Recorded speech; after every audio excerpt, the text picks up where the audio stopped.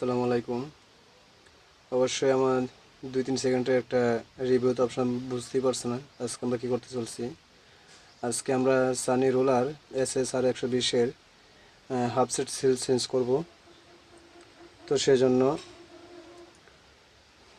Already টায়ারম্যান already চাকা খোলার জন্য প্রস্তুতি নিচ্ছে। মোটামুটি সুন্দরই একটা দিনে ভালোই লাগতেছে বিকালবেলা। তো থাকবেন সবাই এবং ভিডিওটি অবশ্যই ফলো করবেন। আর যদি ভিডিওটি ভালো লাগে তাহলে অবশ্যই আমার চ্যানেলটি সাবস্ক্রাইব এবং লাইক কমেন্ট শেয়ার করবেন। তো এছাড়াও যদি আপনাদের চায়না গাড়ির সম্পর্কে কোনো কিছু জানার ইচ্ছে থাকে বা জানতে হয় আপনারা আমাকে ইনবক্স করতে পারেন।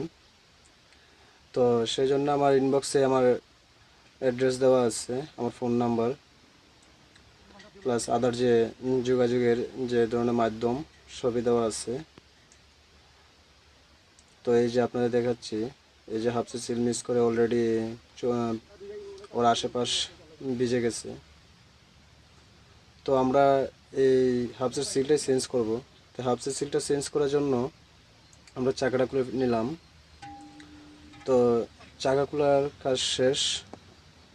তাই এখন আমরা ডিফারেন্সিয়ালের নিচে যে একটা যোগান দিতে হবে, যে কোনো খাওয়ান বসে ইন কেস দেখা যাচ্ছে যদি পড়ে যায় যেন সেফটি থাকে সেই জন্য। তো আমরা হাফসের যে দুই সাইডের যে দুইটা স্ক্রু অর্থাৎ যে স্ক্রু দিয়ে লক করেছিল সেটা খুলে ফেলেছি। খুলে অলরেডি হাফসে অল্প বের করে ফেলেছি। তো আগে আমরা গিয়ার অয়েলটা একটু ড্রেন দিয়ে নিলাম, যার জন্য অল্প পড়তেছে। তো সেটাও আবার আমরা একটা ট্রেতে রেখে দিলাম। তো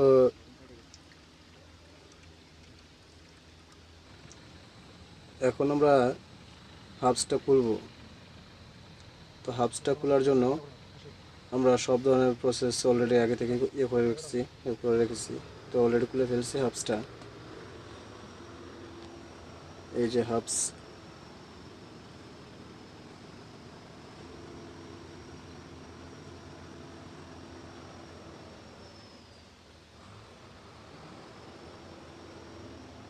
যাই হোক আপনারা এর মধ্যে আমি একটা ইম্পর্টেন্ট কথা বলি, যে কোনো সময় যে কোনো ডিফারেন্সিয়াল থেকে আপনি স্কেল বের করার আগে অবশ্যই ভালো করে ফলো করবেন যে এটার মধ্যে কোনো আদার্স কোনো ফরওয়ার্ডের অপশন আছে কি না। কারণ ওইটা যদি থাকে তাহলে স্কেলটা বের করলে অনেক সময় দেখা যাচ্ছে যে ওই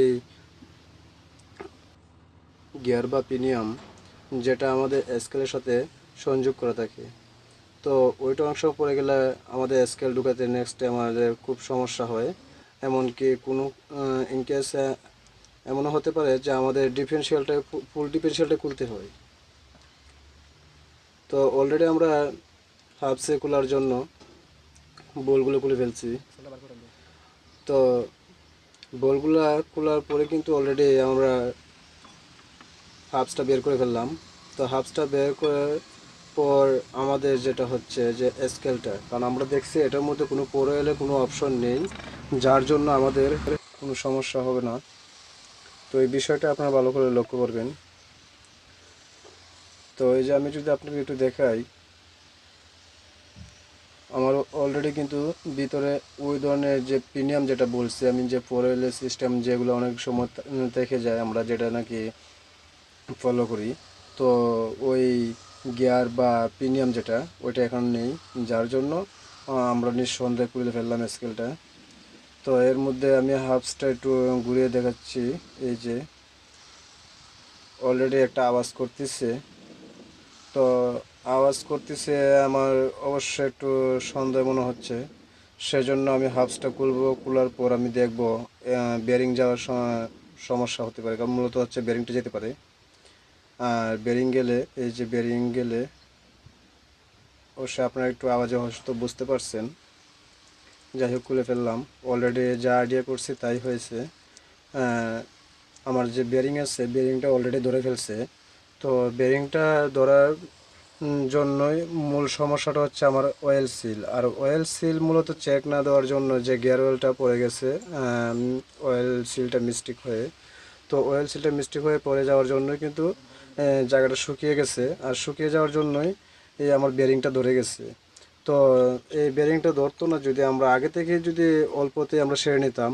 তো যাই হোক, আপনারাও চেষ্টা করবেন অল্পতে সেরে নেওয়ার জন্য, তা না হলে কিন্তু দুটো বেরিং কিন্তু অনেক টাকা। তো চেষ্টা করবো সেভ করার জন্য। তো আমরা অলরেডি বেরিং খোলার প্রসেস নিয়ে নিয়েছি। যাই হোক, ও হয়তো খুলতেছে, আমার ভালো লাগতেছে না, অনেকক্ষণ ধরে অবশ্য আমি ভিডিও করছি, সেজন্য এখন আমি নিজেই লাগছি। এই যে আমি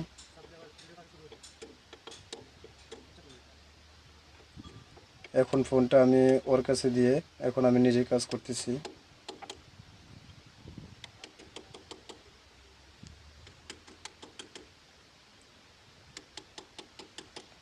যাই হোক, ভালোই লাগতেছে, কারণ সচরাচরভাবে কোনো ইম্পর্টেন্ট বা কোনো ইমার্জেন্সি কাজ হলে আমার মূলত কাজ করা হয়। এছাড়া কোনো কাজ বলতে খুবই কমই করা হয়। বাকি আমার সহকারী যারা আছে ওরাই করে কাজটা। তো আমার আজকে কেন জানি একটু ইচ্ছা হচ্ছে ক্যামেরার সামনে আসার জন্য, তাই আমি আসলাম। যাই হোক, বেয়ারিংটা খুলে ফেলছি। তো এখন ওয়েল সিল খোলার পালা। মোটামুটি বেয়ারিংটা বের হয়ে গেছে সহজে, কিন্তু ওয়েল সিলটা একটু জাম হয়ে আছে, কারণ এটা মূলত চেঞ্জ করে ফেলছে। কারণ এখানে যে ময়লা ছিল, ময়লায় অলরেডি জং ধরে যে সিলে আউটসাইডে যে একটা স্টিল বা আমরা যেটা বলি আর কি, যে একটা শিটের মতো, পাতলা শিটের মতো যে ইয়েটা আছে, ওইটা মূলত ধরে গেছে, যার জন্য জং ধরে কিছুটা নষ্ট হয়ে গেছে অলরেডি। সেজন্য এই যেমন একটু কষ্ট হচ্ছে। তো যাই হোক, এটা সমস্যা না, কারণ খুলতে তো হবেই। তো অলরেডি খোলার জন্য অনেক চেষ্টা করছি, বাস অবশেষে খোলা হলো, সবই খোলা কমপ্লিট। যাই হোক, আগে থেকে একটু চেক দিয়ে নেই,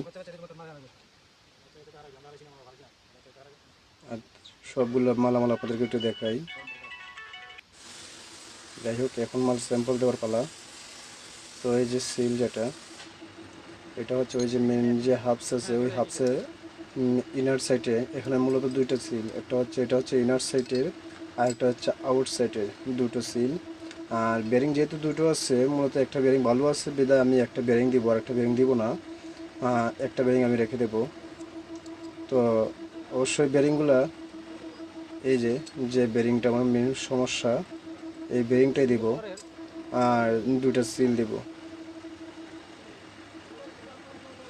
যাই হোক, অল্পতে কাজটা সেরে ফেলার জন্য অবশ্যই ভালোই হলো।